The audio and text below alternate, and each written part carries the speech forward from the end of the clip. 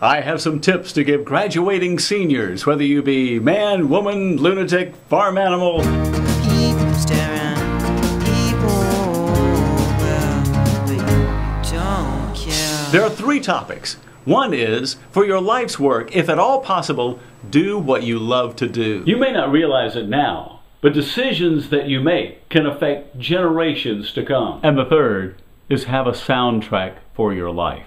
Somehow, I always knew that I was going to be a disc jockey. From the time I was 10, 11 years old, radio just spoke to me. And I always pictured in my head that would be what I would do as a life's living. I was lucky enough to have parents that allowed me to build a little radio station in my basement and kind of go through the motions and experiment. And then when it came time to really try to get a job, they were as helpful as anybody could possibly be. I'm realistic enough to know that if I had a family or a wife and kids and I wanted to do something like, I think I'll be an artist, I think I'll paint, yes, I must be a good painter, but they were over there starving, I would go out and do anything I had to make money just to provide for my family. So there's that responsibility thing. But when you're making a decision for your life, if you have a choice, doing what you love is always a great move. My dad flew for Pan American out of New York, and he flew New York to London. Ah yes, there's that first British connection in my family. So he would leave and go on a flight, and then he would be gone 3 weeks, and then when he would come back, the next 3 weeks, he learned to sell insurance. He went down to Wall Street and was an insurance salesman. When he decided to go into insurance full time,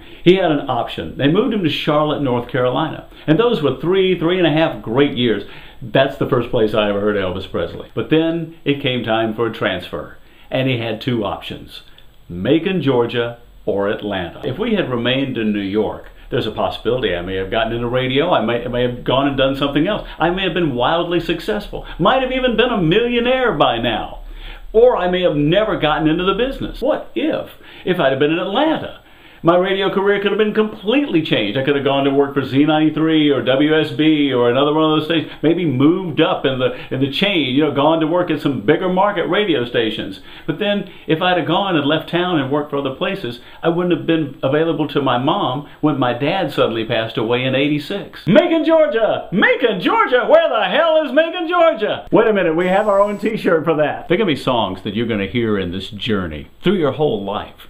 And they're going to kind of make up a memory timeline that's in your head. People still appreciate the rock and roll that we used to listen to, and you have no idea how gratifying that is. You see, when I was growing up, this music was made as a song to be the voice of my generation.